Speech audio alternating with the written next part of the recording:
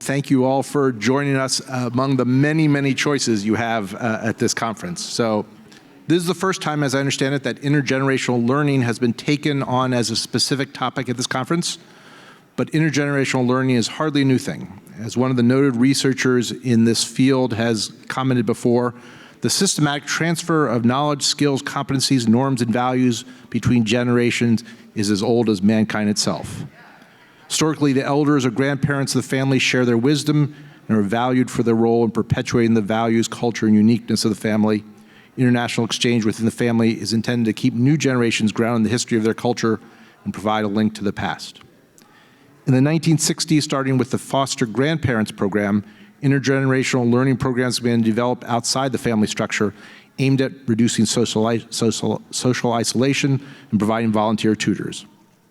It is likely little accident that the first programs found purchase in the 1960s when concerns about the increasing geographic spread of families and tensions around the American family came into sharp relief.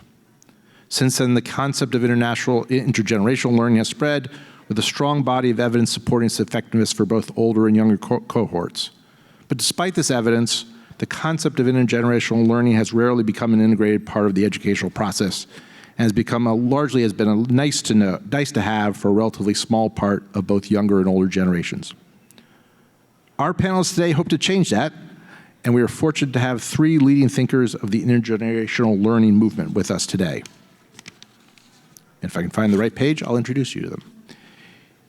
Isabel Howe spent a decade at the Omidyar Foundation as its head of U.S. education and as a partner in Imaginable Futures. She's now writing a book, which we're all looking forward to, on the future of education. Griffin is the CEO and founder of Eldera, a global platform for wisdom sharing and intergenerational connection on a mission to tap into the time and wisdom of 1 billion elders, it's good to have big goals, around the world as a new natural resource for the next generation. And Trent is the CEO of the Eisner Foundation, which identifies, advocates for, and invests in high quality and innovative programs that unite multiple generations for the enrichment of our communities. So let me start with you, Trent. Yes. Tell us how you got involved in intergenerational learning and why does it matter? So among the, as we noted before this, there are lots and lots of choices for people to learn about here. Why intergenerational learning? Why does it matter? Thank you very much, and thank you to the 14 or 15 of you that are here. You can all have a grant on the way out. Thank you for honoring us with your presence. The simple answer is it works. It's effective. We as a funder originally, I run the Eisner Foundation in Los Angeles. It's the family foundation of Michael and Jane Eisner. Michael famously was the CEO of Disney. And when Michael was running Disney, most of the organizations that we funded were children-related and education-related for obvious reasons. You make the money on the backs of children, you should invest it back into children's programming. Over time, we added a few senior-related organizations, and so we had kind of two distinct buckets of children's programming and senior programming as kind of vulnerable members of our society that we needed to reach out to. And we just found with further and further evidence that those organizations that were doing the best job at either improving outcomes for kids or promoting kind of what we call purpose for seniors were the organizations that were utilizing the two groups as resources to serve each other for the betterment of society. They weren't doing it because they were trying to be intergenerational. That wasn't the goal. It's just too weird to understand the concept. Disneyland is intergenerational. Watching Star Wars is intergenerational. It's just getting old people and young people together in a room and expecting some sort of magic to happen. Doesn't happen in our belief. But we found that those organizations that were treating the two as resources to serve the other were more impactful, more efficient, more effective. You mentioned foster grandparents. Their motto is every dollar spent twice. I made the switch to come work for the Eisner Foundation in 2008 when our corpus went like this, and I was trying to figure out how to do as much good as we could possibly do with not as much money to invest. And we found that those organizations that were really impactful were those that were working intergenerationally. So be a little bit more specific about what you mean by impactful. What happens? We found that when good intergenerational organizations are working, and Dan and I just had a conversation outside, she believes that every intergenerational organization is a good one. I don't. It's not magic. Just by saying I'm intergenerational doesn't mean that amazing things are going to happen. But when good intergenerational organizations work together, primarily around education, we found some very concrete factors. First of all, kids' test scores go up, unequivocally. And primarily that's because older volunteers that are working with the kids, they're better at it. They stay longer, they're more reliable, and they have a been there, done that factor to them of they're not going to run away the first time a kid mouths off to them a little bit or is challenging. Kids' test scores go up. Kids are more empathetic. Kids are less ageist. That's a big one, especially right now as COVID's going around and we've convinced people that, it's an aged disease. It's not, we all know, but if you can get kids to be less ageist, perhaps you've got better outcomes in your society. Seniors, more vitality, more purpose. We actually work with some organizations that track the data with those seniors, see their weight go down, their cholesterol go down, their blood pressure go down. You got to take care of yourself. There's a positive correlation between trying to do good and feeling good. And we find a more inclusive society with a shared vision between two distinct groups that we've been taught in society and through our media are at war with each other, and that there's a zero sum. If we want to invest in schools, it has to come out of Social Security. It's nonsense. And if we can figure out ways to create a collective vision among older and younger, it's the only group where one group becomes the other one. It seems like we can create a shared vision, a shared collective outlook, and we've seen some really promising results in those areas. Dana, you've been running Eldera for 18 months, so I'm going to assume that not everyone in the room knows it. Why don't you take a moment, if you could, and tell us about Eldera and the myths that you've learned and the truths that you've learned in that time. Thank you. So what Eldera does is we connect vetted older adults with kids from around the world for virtual weekly conversation, story time, and activities. And as Trent mentioned, it's really good for kids. It teaches them social-emotional learning, and the parents tell us the kids are way more confident. It's amazing for older adults because it gives them the purpose that you said. There's cognitive benefits to it in addition to the physical ones. And the interesting thing is that the number one benefit everyone expresses about joining Eldera is joy. And that is why they stick with us. In fact, after a year, 70% of the connections that we've made are still talking weekly. So let me tell you a few of the things that we've learned that we were very surprised about. First, we look at the kids. We serve kids 5 to 17. So kids 5 to 12, they speak on average to their mentor 47 minutes a week. And that's setting aside the messages they send each other, 47 minutes a week. And then when we looked at the same number with teenagers, well, what do you think that number is? Is it lower, higher, or the same? You think lower, right? Literally, that's what everybody thinks. It's lower. Well, in fact, it is higher. Because people think teenagers don't want to talk to adults. That is not true. They do want to talk to adults, maybe sometimes not their own parents. But teenagers speak on average at Eldera to their mentor 90 minutes a week. So that's the first thing that really surprised us. The second thing is, we think that older adults sign up for an intergenerational program because they're lonely. Well, we have learned in the past year and a half that, yes, older adults are lonely. Kids are actually lonelier. And when kids are lonely, they don't have coping mechanisms like the older adults do.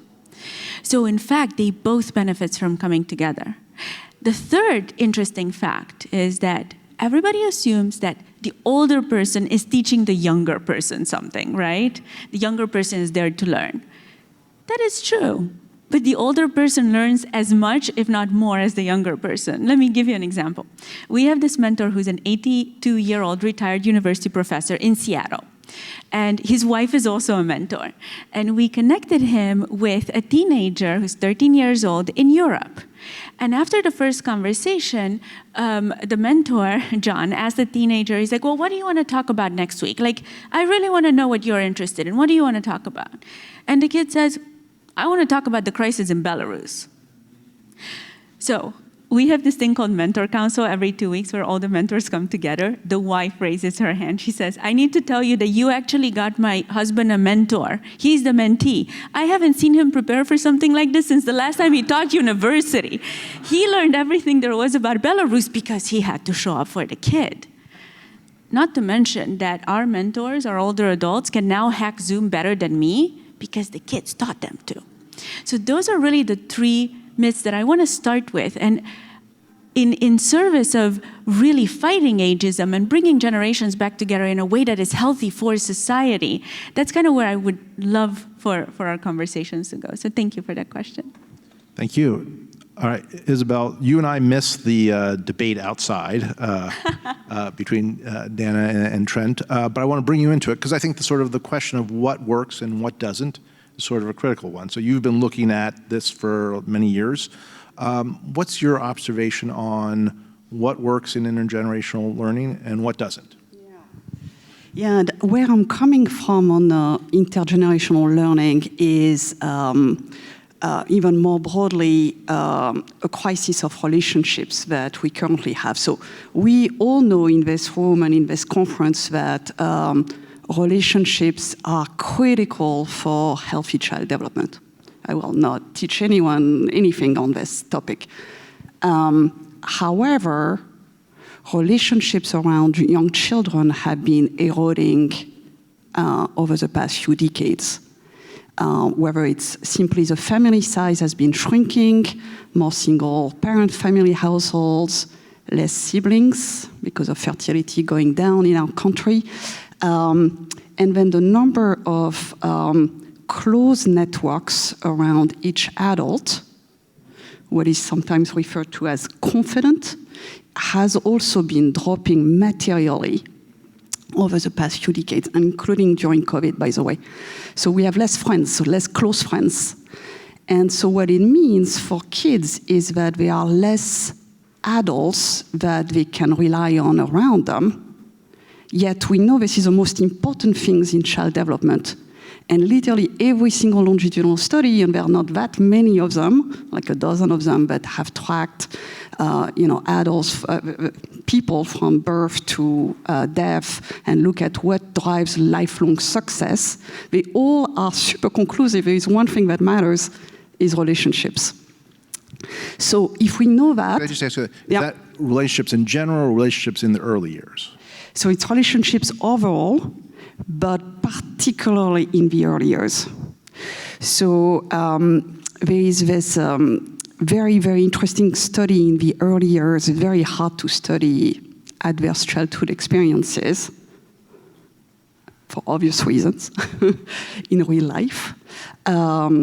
Yet there is this very unique environment in Romania that lasted for several decades, where kids didn't have, were put in many thousands, hundreds of thousands actually, it's estimated, of young children were put in orphanages without anyone to love for them.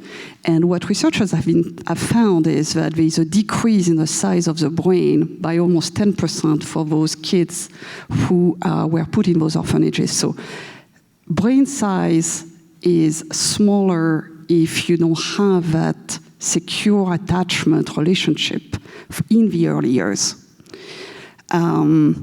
And by the way, that particular research also shows that there is a direct correlation between the time of the length of stay of a young child and the size of the brain. So the brain is smaller the longer the child has had less loving relationships, effectively. all of us background to say that relationships matter, but so what do we do about it? Which is really where, I'm an action-oriented person. What do we do if we know all of us? And a lot of my work has been in early childhood and fostering better family connections and the parental engagement. I invested in many startups and non-profit, for-profit, and I missed a big thing. I missed how can we also foster intergenerational connections. As Dana said, there is 1 billion grand adults over 60 on this planet today, and there will be 2 billion by 2050. So it's big, rising trend, big population. Over half of kids that are born today will live, over 100. So this is just here, not only here today, it's here to stay. And how can we tap into this to have more relationships around kids? And all of this is not new, as you said. It's not new. It's actually, if anything, the period that this modern times that we are in today is probably an exception in the history of mankind. But how can we use and leverage modern tools, such as technology, such as what Dana is working on, but other innovations to bring this intergenerational power and foster those relationships? So let me ask you a follow-up question. If intergenerational relationships are so critical to child development and lifelong success, why is it a nice to have that is a sideline or is being dealt with by foundations, the private sector, and it's not sort of a fundamental part of educational processes in this country? Yeah, so great question. And I have several hypotheses, and I would love to hear from the other panelists on this question. I mean, one is silos of funding. So we fund and think about age groups. So we fund in K-12, we fund in higher ed, we fund in retirement. This is we are thinking in silos, and so trying to combine those pools of funding requires communication, collaboration, innovation spirit that's hard to pull off. So that's one of the So Trent, what do you think? Why is this a sideline, let's put it that way, if I can, not a central component of how we think about education and child development? Yeah, nice, not necessary, is what we say. Yeah. There are a couple of reasons, but let me just offer this up in the first place, which is we did this on purpose. We segregated by age as a society on purpose in an effort to be more efficient. If you went back to the beginning of the 20th century, you would have found that we were living multi-generationally, but we decided that that was not the best way to do it. We were working intergenerationally, but we created Social Security and mandatory retirement ages to get older workers out of the workforce. And we were educating in one-room schoolhouses with multiple generations of people that were there, and we decided that was inefficient. And so if older people wanted to go get educated, they should go do it somewhere else. There's nothing biological about separating by the ages. There's nothing generative. We decided to do it for a variety of reasons, most of them over efficiency, and that's fine. But we could put it back together just as easily if we decided as a society that it mattered to us. Why doesn't it happen at this point? I assume we have nothing but educators in this room. Are you tired of people from the outside coming in and telling you how best to run your schools? Are you tired of people saying, add this new program, but I'm not going to give you any money to fund it? It's hard.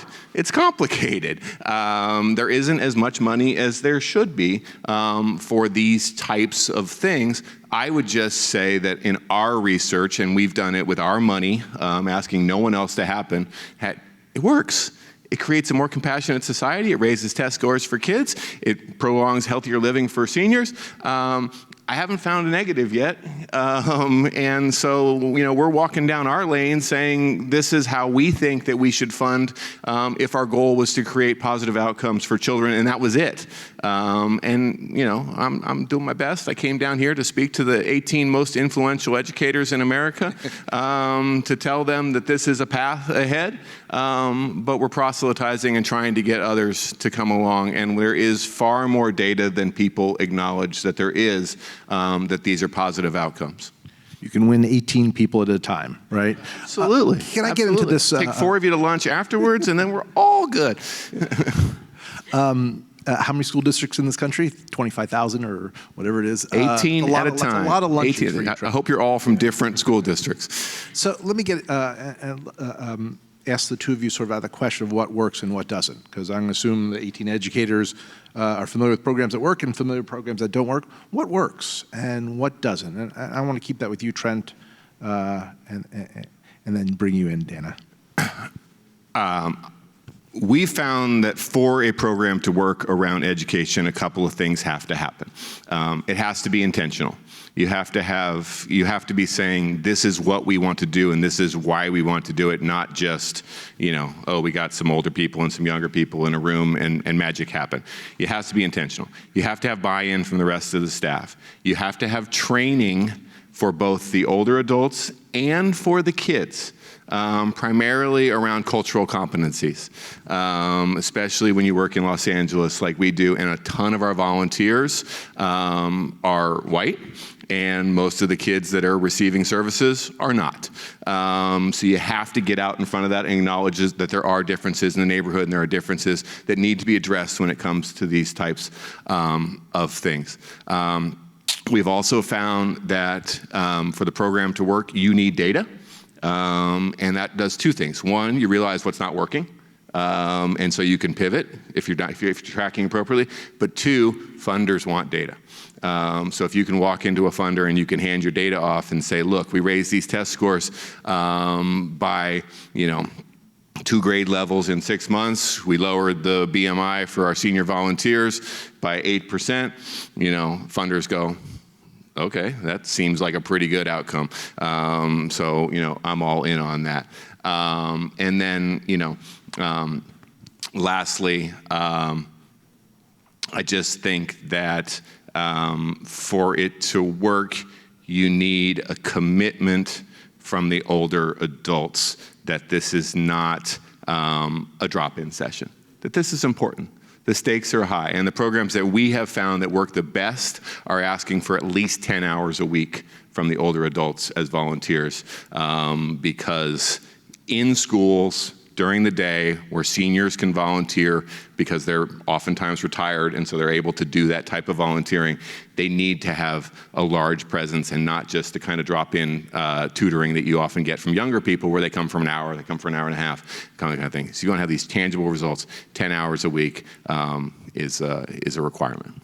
And that's a pretty big requirement. It's a giant requirement. And it's why it's silly to not address retired people if you're looking for that type of commitment, because a lot of younger people, college kids, mid-career professionals, just don't have that much time to offer. So Dana, let's talk about this. So there's, your platform doesn't ask for 10 hours a week or anything like that. Why not? And what have you learned, in your time running this about how you can get effective learning with less time, or do you want more time from your mentors? So first, we learned everything there is to know about how things are getting done and how things are working in schools in these intergenerational programs. And then COVID happened and everybody was stuck at home, and we realized people need each other today. Let's see what we can do. So, we kind of tried to rethink intergenerational programs in a way that makes them available to every kid and older adult who would benefit from it, whether or not they were close to such a program or had the mobility to engage. And what we've learned is that for us, the way we can scale is older adults who want to give back, find us, raise their hand and sign up.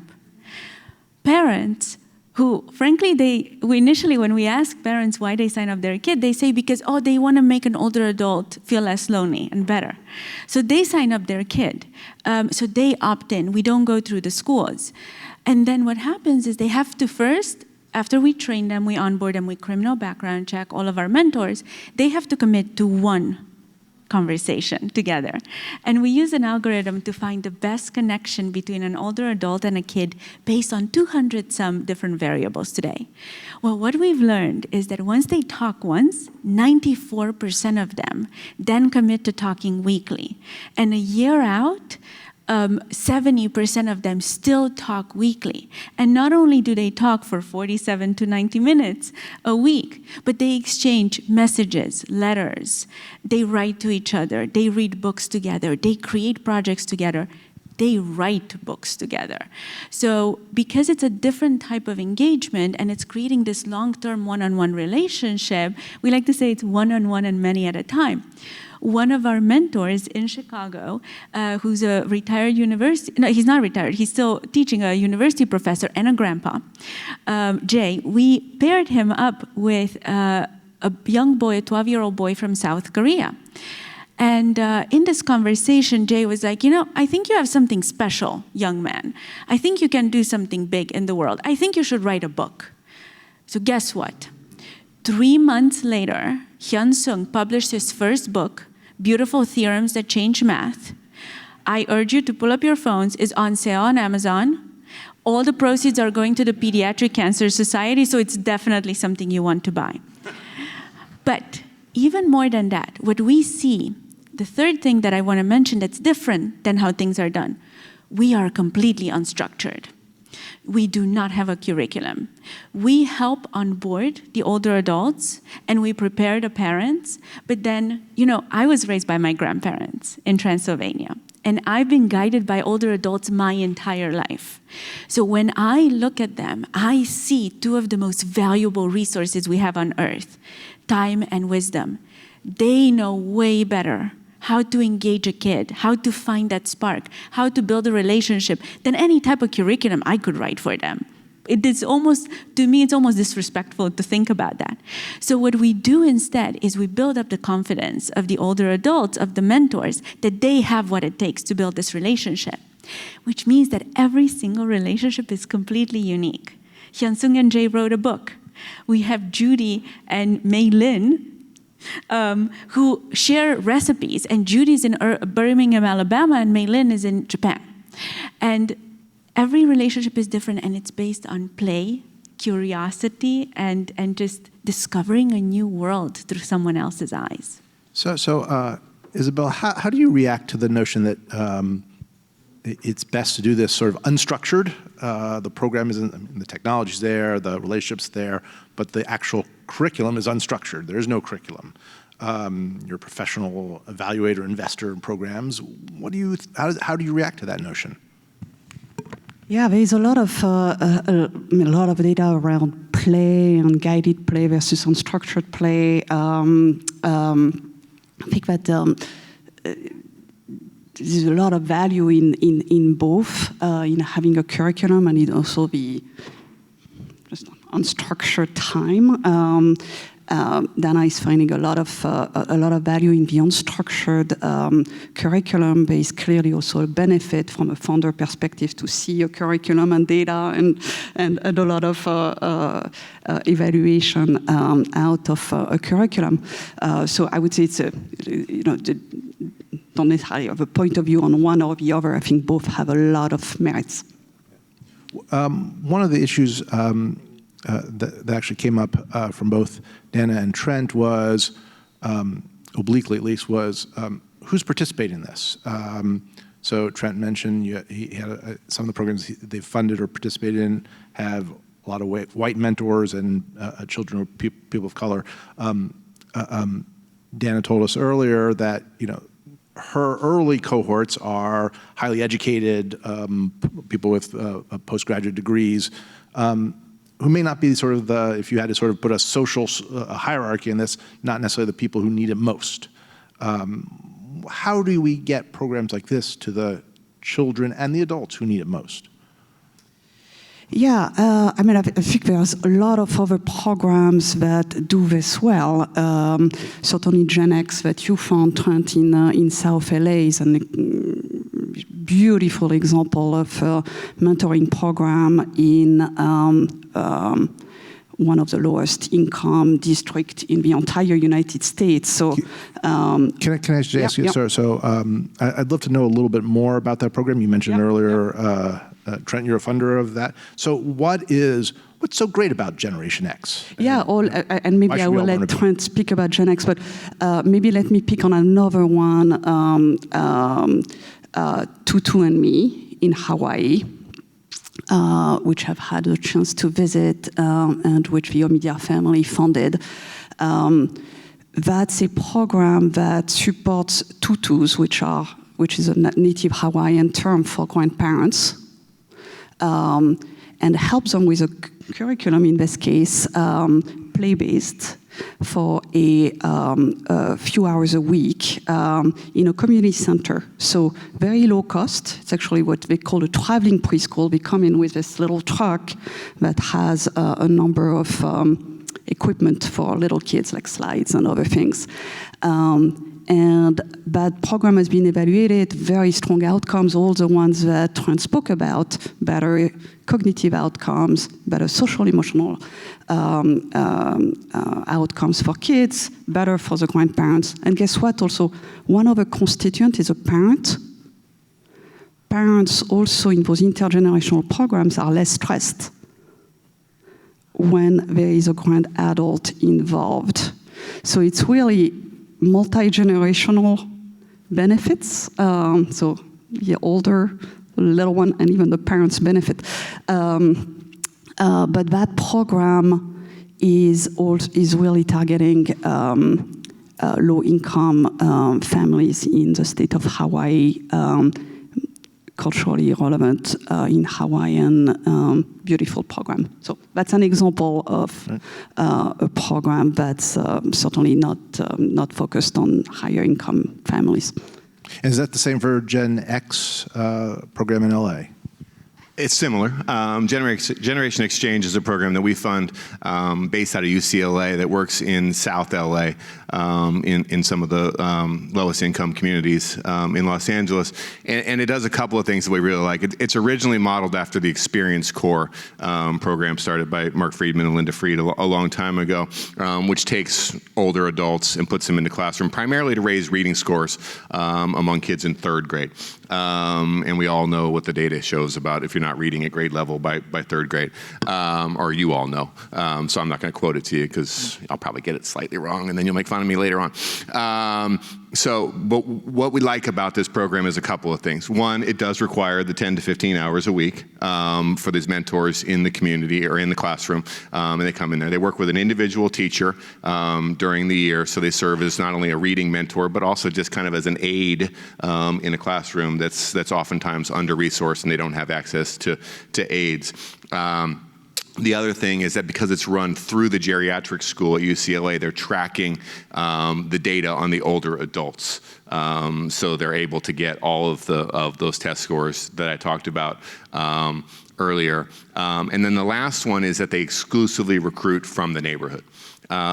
So their mentors are all retired. They're primarily women, but they're retired African-American women from the community. And so they got past the cultural competency issue real fast. And obviously those women have a vested interest in what happens to their community and what happens to their kids. So it's the ideal kind of program that we like to fund. We will certainly take, we fund a similar type program in San Pedro, California, in Los Angeles, which is a very low-income area, with what their own organization calls the rich white ladies coming over the hill, which is people coming from Palos Verdes, which is one of the most affluent communities in the United States. And there is a cohort of 25 white, rich, retired white ladies who come down and work their butts off to tutor and mentor and work with some kids that are primarily Latino kids that need a break and need some help. But if you can find people of the community, obviously that's a win-win. Go ahead. Yeah. So it's very interesting because that is definitely the perspective that has driven all of the intergenerational programs. In COVID, we didn't really have that luxury. So we ended up taking a different path where we actually made it a point to not connect people in the same geographies, initially for safety reasons, because I didn't want them to try to meet each other. And so we connected people who couldn't just drive to meet each other. And what we've learned is that the benefit was that difference, in addition to other differences, build a stronger bond, because then they were curious about, like, what are things like in your community? And what do you guys care about? And can you drive around with your Zoom on so I can see what your house looks like? And especially when we started doing this internationally, because we have kids from 22 countries to sign up for Eldera, we saw the differences in their geographies, in their cultures, in their communities, driving a stronger bond and more interest. We have found that in communities that are one school district but are segregated, those communities where they have more volunteers in the schools are more likely to vote for parcel taxes or school taxes that will raise their own personal taxes. If they see how hard those kids are working and they get out of the stereotype they've allowed themselves to be taught over time, and they get in the schools and they see that these kids are just as bright as their kids and just need a break, just need a mentor, just need a tutor. You know, kids with a caring older adult in their lives are 4 times more likely to graduate from high school than kids who don't have a caring older adult. And I'm not even talking about parents, I'm talking about the next generation past. And that older caring adult doesn't have to be related. So when you see that these kids need this opportunity, they are more likely to vote for raising their taxes, creating more economic opportunity for the kids that they're working with. And yes, everything that I'm saying is primarily based on trying to get in person with said kids. I am the single biggest fan of Dana's program in the whole world, and her enthusiasm, and she will not let me be an elder because she claims I'm not old enough. He's not qualified yet. But 60 plus. But we are kind of talking apples and oranges sometimes when we're talking about the types of programs we fund and her program, which is connecting older folks and kids. So let me, we actually are very close to the end of time. So I want to ask you all in sort of order, starting with you, Isabelle. What does success look like? I mean, we're talking about very specific, relatively small scale programs right now that are making a difference in their communities and their cohorts, but perhaps not in a global sense or even a national sense. What is success from your perspective if we're doing this again at ASU+GSV 2031? What does that look like? What does success look like? How would you map it out? And I'd love everyone to sort of take their shot at that. Yeah, I actually am very, very clear on this question. I think that we need 2 things. One is much greater awareness on the benefits. And so there have been a number of terrific organizations that have been working on this for many, many years. But as we all know, movement building takes a long, long time. So vision would be, we are on main stage, in 2030, you said? 2031. 31, yeah. So we are on main stage because this is a topic that everyone wants to hear about. And then the second type of success would be multiple innovations at scale.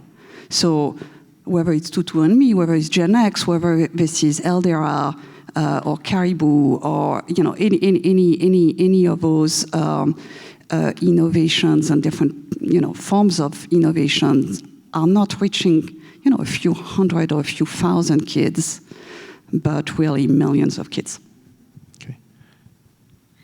Okay. And by just so you know, by 2031, I will have long ago qualified to be an elder in or mentor in your And I expect program. you to be part of the community at that point. Count me in. Great. So for us, what success looks like is something that just started recently, is where the mentors sign up to mentor a kid. And then I kind of reach out to them because I can see what they've done in their lives. And I ask them to mentor me. And now they came together as a community and they're building Eldera for us. So older adults building this for older adults and all generations. It is the ultimate way to show their power. And Trent, you get the last word.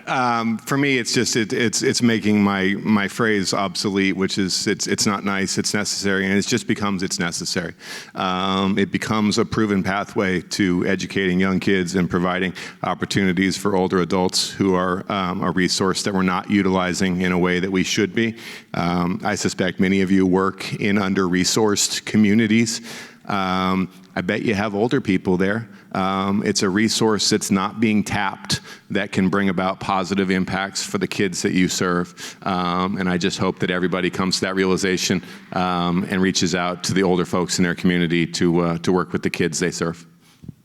Thank you. And I'm impressed. We hit 000 with your last word, Trent. So thank you all. Thank you all for coming, and thank you all for this great conversation. Thank you very much. Thank you.